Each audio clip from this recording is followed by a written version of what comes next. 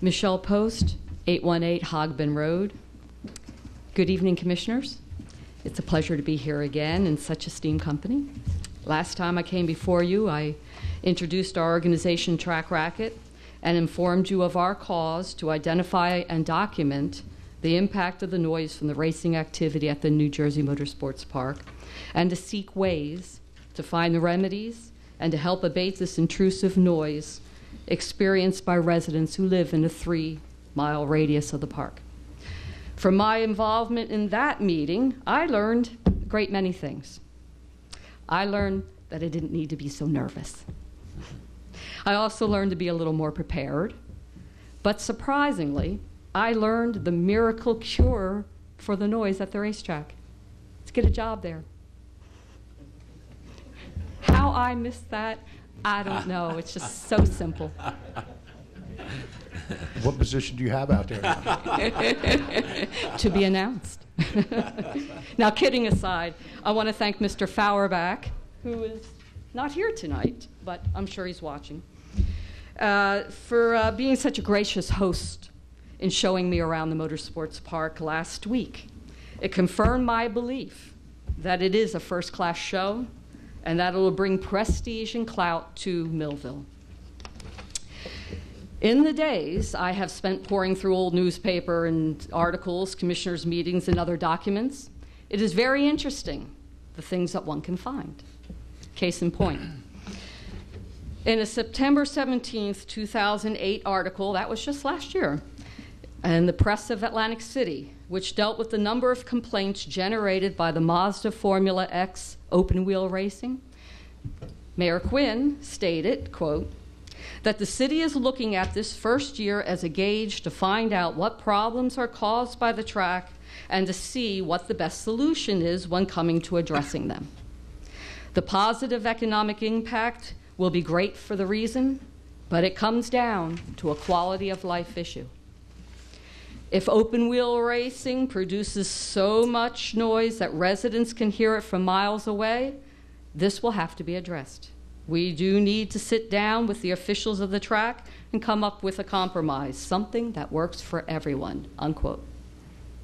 So I'm going to assume that the meeting between you and the track officials to work out a compromise took place, because I didn't see it mentioned in any of the newspapers.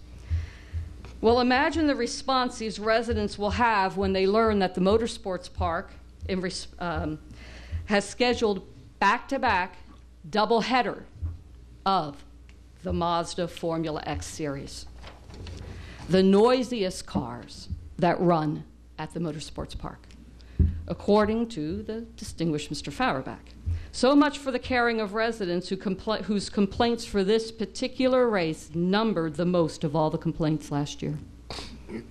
When a resident comes to you stating that the noise is so unbearable and has reached a point where they think it might force them from their homes, another quote from the same article, your response or lack of response, allowing a doubling of the loudest race at the park, how does this protect the residents? We at TrackRacket want to thank you for your concern and protection. Now, you may say that the people were fully informed as to the level of noise that the track would produce. During a planning board meeting held on November 21st, 2005, Mr. Waldinger stated, I hope I said that right, Waldinger? Wadlinger, thank you. You don't mind. Stated that the best control of noise is distance. Well, this is something we all learned in second grade science class. The farther away from the noise, the less it will be. The energy density of sound waves decreases as they spread out, so that increasing the distance between the receiver and the source results in a progressively lesser intensity of sound at the receiver. Then I suppose that people who live within a 3-mile radius of the track, to put some distance between them and the noise, will either have to remove themselves from their homes, or they will have to move their homes, perhaps praying that a twister will come and sweep them up and land them somewhere over the rainbow. Careful that a house doesn't fall on you. Now, to say distance is the best control is just plain silly. How can any educated person expect us to swallow that method of noise control when thousands of people live within the affected 3-mile radius of the track? I read with interest that in the early years of development, the track would hold only 3 to 4 spectator races a year. This has increased to more than 6 listed on their website. How can something like this be approved without consulting or notifying the residents? Well, who counts the number of people? How many total spectator races will be conducted after the oval track is put in? If 6 are allowed there, combined with the 7+ spectator races at the other tracks, that exceeds 13+ weekends of the noisiest races. Is this just going to continue until we have nonstop racing all year round? Down, Don. Don't get too excited.